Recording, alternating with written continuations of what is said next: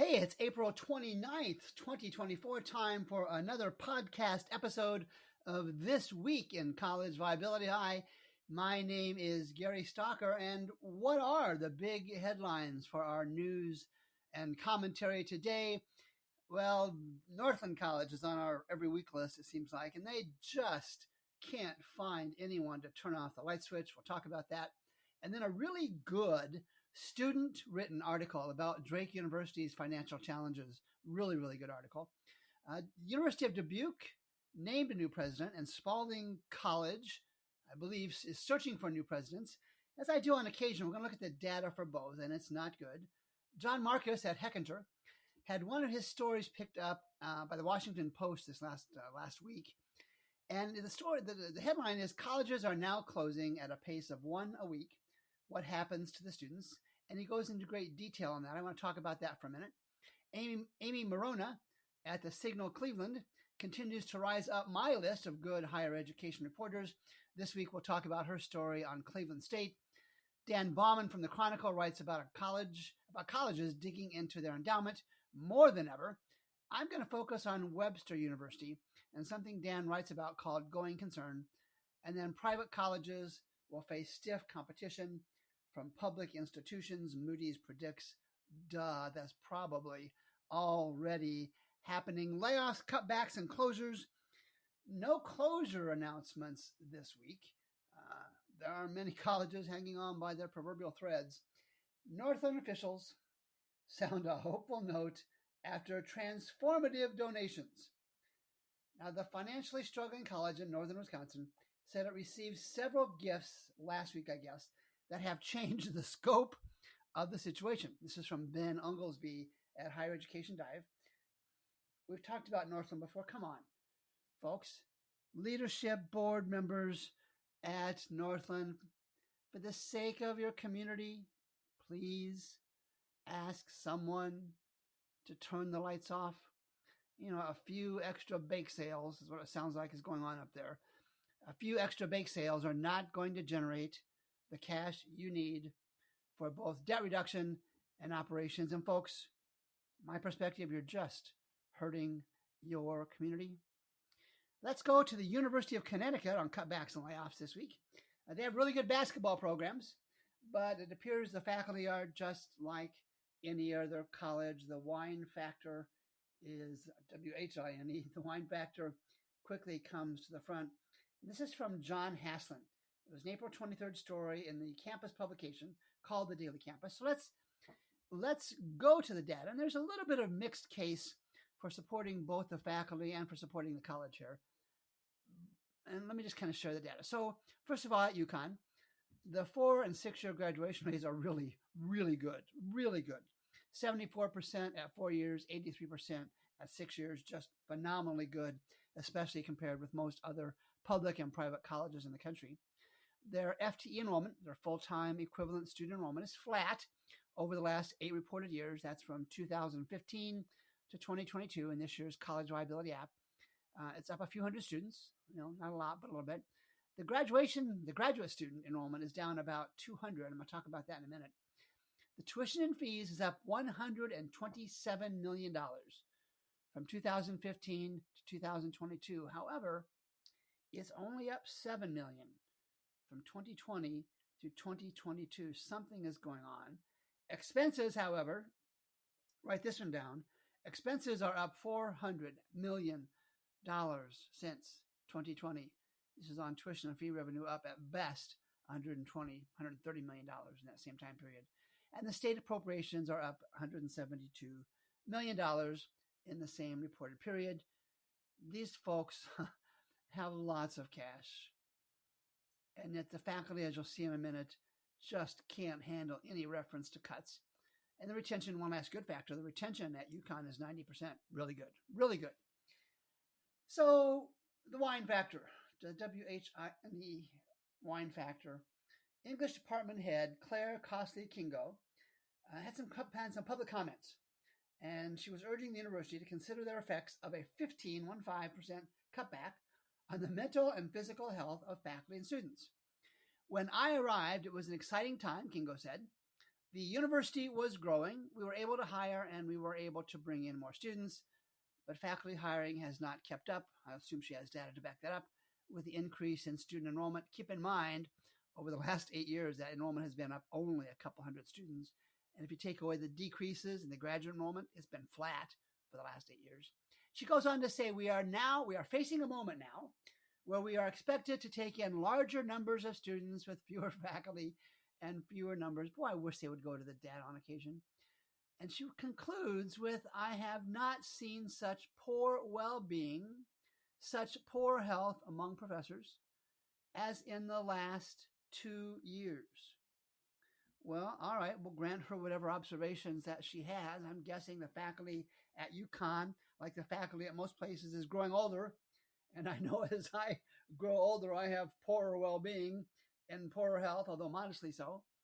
She makes no effort to attach the health changes that she subjectively perceives as associated with anything that the college has done. And then there's a Mr. Fred, probably a Dr. Fred Biggs in the English department. He says, academics, I'm quoting, academics aren't supposed to change. He was emphasizing the educational strides taken by the English department. That would be interesting to see. Since he arrived at UConn 30 years ago, that would have been 1992, give or take. But new ideas, he goes on, says, don't inherently drive progress. I don't even know what that means. Don't even know what that means. UConn is making changes overwhelmingly opposed by the faculty. It should be nice if he could provide some data. And then Mary Beth Allen, continuing the wine factor, is in the Department of Literature, Cultures, and Languages. A trend there, liberal arts stuff, looks like, yeah. Liberal arts stuff across the board. Nothing wrong with that, but that's the pattern that we're seeing here. She urged the university to mobilize and fight for the permanent funding we all need to survive. And I shared the increase in expenses, something approaching $500 million over the last 8 years. She goes on to add, Dr. Allen, I presume, people who are currently working at UConn will lose their jobs. Certainly that's possible. This is what we are talking about when you call for a 15% cut in academic units over 5 years. Divide 15% by 5, that's 3% per year. You've heard me say couch money before. I'm going to use it again. That's couch money in the context of a multi-billion-dollar budget. I think it's multi-billion-dollar budget that UConn has. I have to check on that. I thought about including other apocalyptic predictions from other UConn faculty members, but it was the same theme. Don't cut. UConn will diminish. All made without any substantiation at all. One faculty member predicted that graduate enrollment will decrease. Well, I presume these are real college faculty, and this is artificial stuff. They'd gone to the data like I do. They would see it's already down 200 students from the last 8 reported years. I have some guidance. Maybe the faculty should spend less time pretending to be leaders and more time creating content that students will actually pay for. This one is easily a single Geesh, and I'm pondering going double Geesh on this. Page 2, Drake's budget. How did we get there? That's the title in the Times Delphic, D-E-L-P-H-I-C, the student publication at Drake University. And this is an April 23rd story written by Mackenzie Swenson. And I'm not going to go in details on the story. I'll leave the link like I always do. But this is why college is important. This is why financially healthy colleges are important.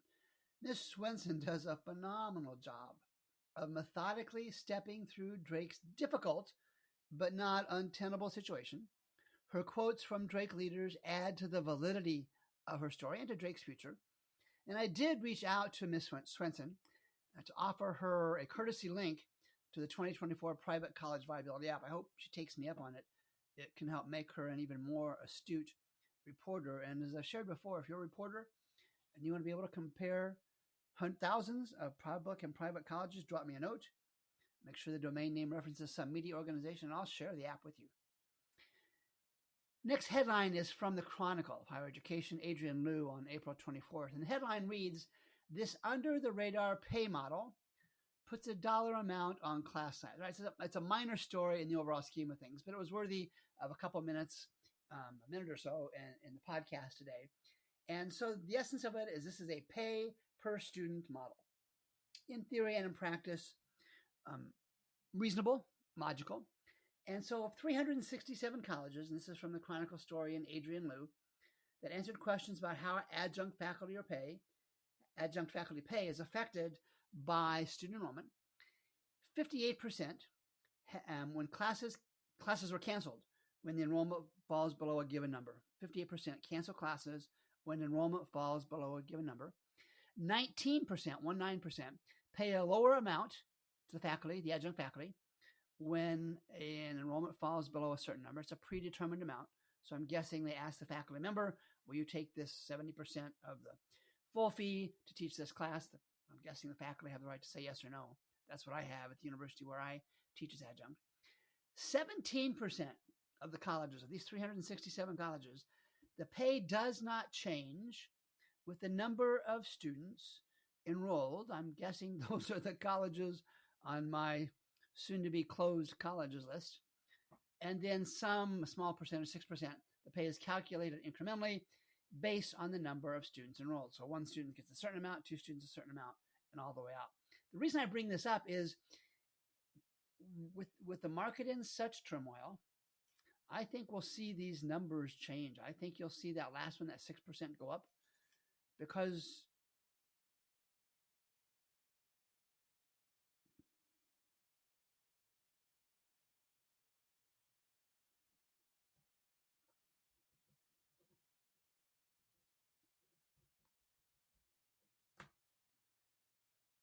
page 3. LinkedIn had a couple stories from AGB, and that's the company that recruits college leaders from across the country. And they had stories about the University of Dubuque naming a new president, and Spalding College, I believe, was searching for new presidents. All right, they do that all the time. And sometimes when I have time, I go out and look at the data for both. And for both the persons chosen at the University of Dubuque and whoever is ultimately chosen at Spalding, good luck. The names aren't important. Good luck to those individuals. You'll need that and more. So to the data that we go, the 2024 Private College Viability App, the executive analysis version, the data is from 2015 to 22. Both the University of Dubuque and Spalding have miserable 4-year graduation rates. They both hover around 30%. And that's not a college. You graduate 3 out of 10 students. That's a tuition collection enterprise. That's a new model I'm pondering here. You can't graduate more than 3 out of 10. You're not a college. You're just collecting tuition. Both had increased core expenses, both in the face of decreasing full-time enrollment. The enrollment at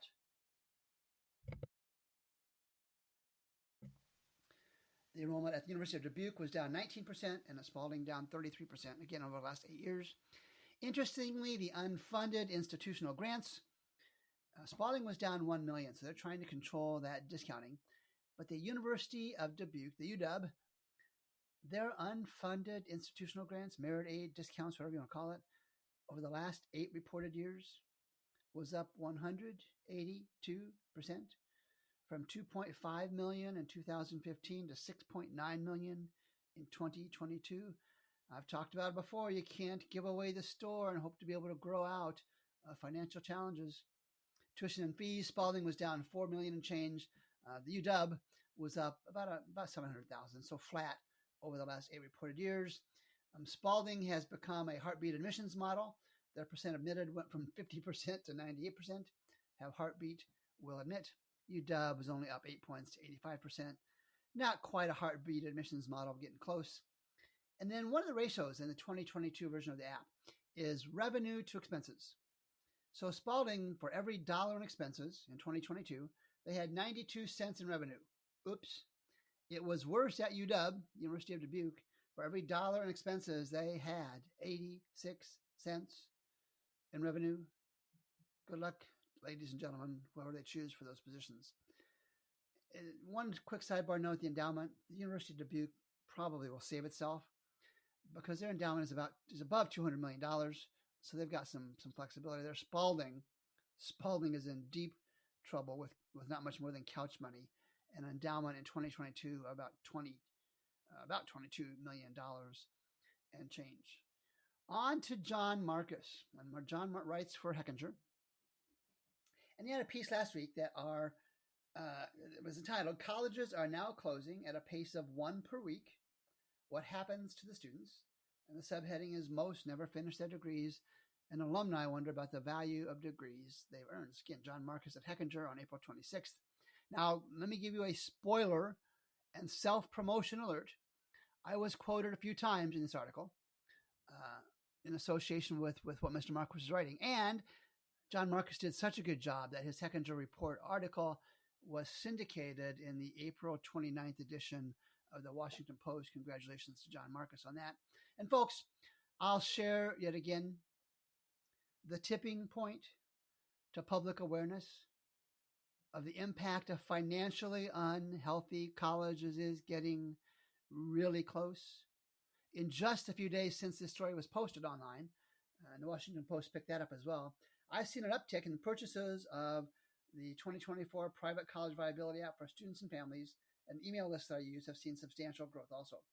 So if you think, draw an analogy here, if you think that a small number of loud protesters, like we're seeing now, a small number of loud protesters on a college campus is a big deal, what will happen if public perception about public and private colleges becomes even more negative than it is now?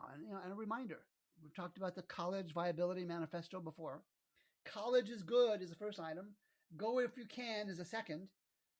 And I see many writers and editorials expound on the value of a college degree. And they're absolutely correct. There are millions of students on American campuses each year.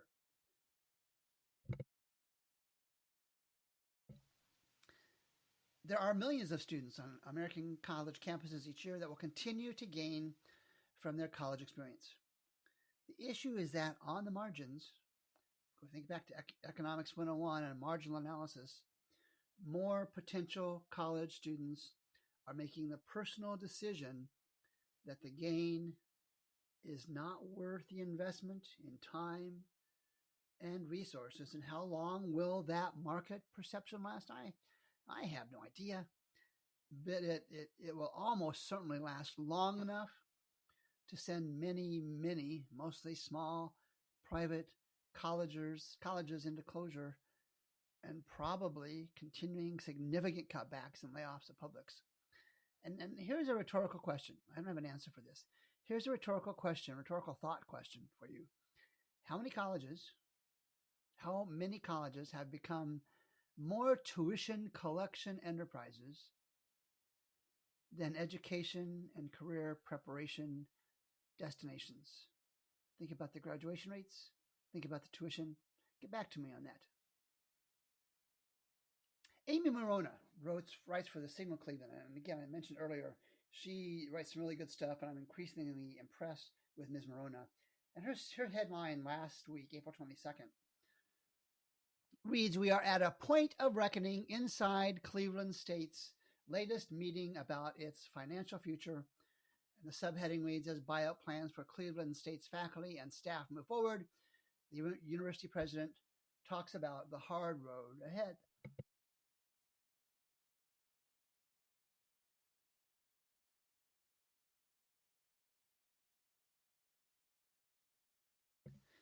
Cleveland State University President Laura Bloomberg said she remains very bullish. And this is an Amy Morona story.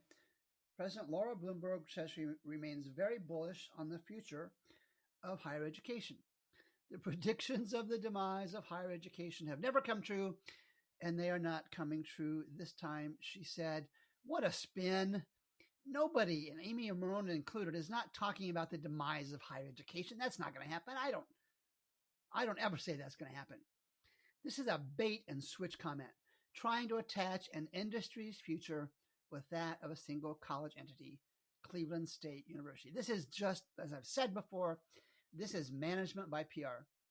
And President Bloomberg goes on to have in this release, I think it was, There's a slide in the virtual presentation, it wasn't even face-to-face, that lists the following items that will strengthen, President Bloomberg says, will strengthen the quality of the Cleveland State University experience.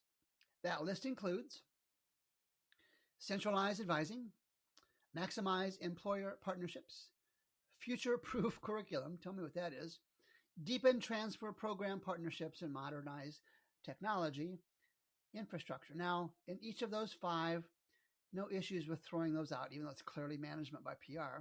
But there is a cost there in all of those, each of those, in staffing, in program development, and then even the lead time to hope for materially significant new revenue.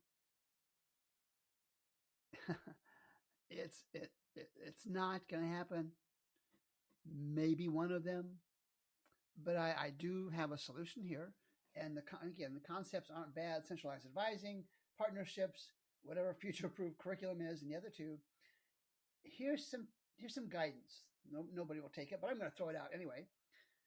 Do all of the above that I mentioned at scale across all Ohio publics. Tighten the courses to minimize the number of sections that only have a handful of students. And add to this technology stuff you referenced up there, a method where if there's a section in a course, advanced economics or advanced accounting, that you'll never have 5 or 6 students in a section. Using technology from across all Ohio publics, get 25 or 30 in a section. Get some value, get some scale associated with that. Of course, as those words come out of my mouth, the faculty will engage in yet more whining.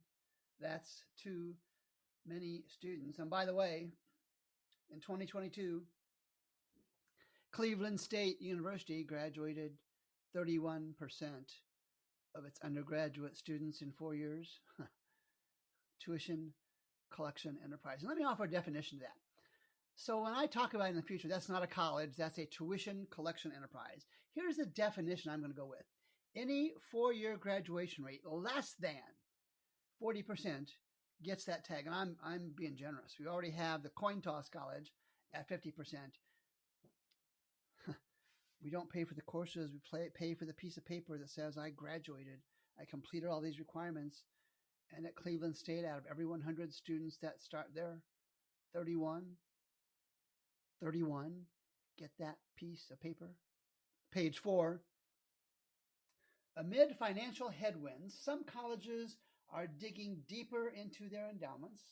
Will more follow? Is a question mark. And this is from Dan Bauman in the April 22nd edition of the Chronicle. It was online. And this is, Dan Bauman's, this is an excellent article. It reviews the financial status of a handful of private colleges. But I'm going to do more on this. I think I'm going to do a blog on this as well. But I'm going to focus on the hocus pocus college that is Webster University. And I have covered their financial and public relation missteps for quite a few months. In Dan Bauman's piece in the Chronicle, he talks about some colleges the Chronicle analyzed, looking at their financial statements, and he notes a handful where there was substantial doubt, again, in audited financial statements, there was substantial doubt about the ability of these colleges to continue as a going concern, to stay in business. Now, there's some technical nuances. I will grant those. I will stipulate those. That's fine. Those are for discussions for another day. Webster was one of those. And I've talked about the Webster scenario in other blogs and podcast episodes. And as Bauman writes, Webster's 2022-2023 audited financial statements includes Note 24 that expresses that auditors have concern that Webster may not be able to continue as a going concern. Now, of course, Webster had the chance to respond to this, and they gave it a shot. What they have done, and this is from their interim PR person, I thought that was interesting. That was an interim PR person. And Webster, I don't know they've ever responded verbally here in the last year or so. It's always in a written response, never verbally. Webster has effectively moved chairs on the proverbial Titanic. And what they've done is they've taken restricted funds, gone to those donors, and we talked about this a month or two ago, gone to those donors and say, hey, would you let us make those unrestricted funds? And they needed those to meet the specifications of a bond, 1 or 2 bonds that they had. So the PR person suggests that the move of those endowment funds from restricted to unrestricted negates the auditor's concerns about the college continuing as a going concern. Now, I know there's some inside baseball stuff going on here. Bear with me. Stay with me. While technically correct, this is still a classic chairs on the Titanic move. It appears from their carefully worded press releases that Webster expects growth in enrollment this fall. Now, I'm going to jump out and say that's silly. I have spoken already with college leaders in the region who are looking at deposits year to date compared to this time in 2023 that are down a couple hundred students, 200 to 400 students, give or take. Fewer students enrolling in large part because of the FAFSA mess. And it's quite reasonable that Webster isn't even thinking about that or sharing that, because it's quite reasonable that Webster will see similar decreases. I can only guess it will be similar kind of numbers, 200, 300, something like that. And what Titanic chairs will the college have left if their cash from enrollment is down something like 200 students? I've shared before, a year ago this time, Webster was never going to be in danger of closing, and they're doing everything they can to prove me wrong. And keep in mind, a going concern is a fiscal year focus, and it's not necessarily a precursor to closure, but it certainly is not an endorsement of a college's financial planning and its market position. And what's even more disconcerting is that many of the colleges that have closed, and I go back and look at their audited financial statements, and their auditors made no reference about them continuing as a going concern or stay in business. Let's move on. Private regional colleges will face stiff competition from the public institutions. Duh. This is a Moody prediction. And the reason I bring this out, and I've shared this with others, I'm not sure I talked about it on a podcast, and the story is from Laura Spitalniak in Higher Education Dive on April 26th. It's possible, as we sit here in late April 2024, that move from privates to publics is already underway, and we won't start to see the impact of that or the numbers associated with that until this fall sometime. Pure speculation, educated speculation on my part. But if I'm a family and I'm looking at a public college versus a private college, and I have any understanding of what's going on in the market, I sense, again, stock or observation only, that it's easy to say, you know what, let's go public. It's safer. Publics aren't going to close. They're going to cut back programs, cut back faculty, but they're not going to close. And then I'm starting to see more information, more stories about this FAFSA fiasco, not just impacting new college students, but impacting current ones. And I'll leave two separate links in the show notes. And it's quite likely that by this time next year, the FAFSA issue will be resolved. It'll be smooth. Software is fixable, even though this has been screwed up every which way but possible. But the immediate shock, and this is from an article from Ayelet Shefri from Business Insider, the immediate enrollment shock will likely come this fall, Ms. Shefri writes, and both students and colleges will feel the impact.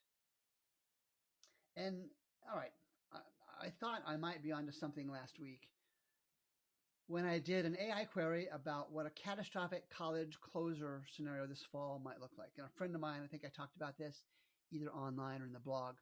A friend used AI, another AI tool, to generate a rebuttal. And it was a good rebuttal. And I'm not going to go into the details here because I'm looking at a short clock. Here's my guidance to college leaders about this potential for a catastrophic college closure scenario this fall. Have someone or somebody's on your team start thinking about how your college will respond if something like 1 to 2 dozen or more colleges close later this fall. Yeah, it's not likely, but it's certainly within the realm of possibility. Start thinking about it now. If it doesn't happen, no harm, no foul. If it does happen, you've at least started to think about it and maybe even plan for it. Let's wrap this up. I was on a Zoom with some big-time college thinkers recently, and one of them asked, why is it that people still want to be college presidents? Good question. Is it the compensation? Is it the prestige? Is it the buyouts? Is it resume building? And the list was long. And, I went over the data for the University of Dubuque and Spalding University earlier in the podcast, and the challenges that the eventual presidents of these and many, many, many other colleges and universities will face. It's staggering. It's staggering on the financial side. It's staggering on the operational side, and many will fail. Many will fail. Many of these college presidents will not survive, and many others will jump out of their college airplane, jump out with those negotiated golden parachutes. This is an industry in trouble, I'm telling you. And one really has to wonder if the age-old model of college leaders coming mostly from the ranks of academic careers should change. We'll talk more about that in future podcasts. And I try to serve you as kind of your college financial quality control advocate. And I know I poke fun at college leaders and I poke fun at the faculty. And I think it's a role, I believe it's a role that is needed and valuable. I work to do it fairly, and I work to do it with some sort of entertainment value. I don't do it lightly, and I don't negate for 1 second the traumas that many, many, many will face: faculty, staff, students, families, communities. In the coming months and years, I look forward to continuing that role. For This Week in College Viability for April 29th, 2024, I'm Gary Stocker. Let's do it again on the first Monday of May. Thanks.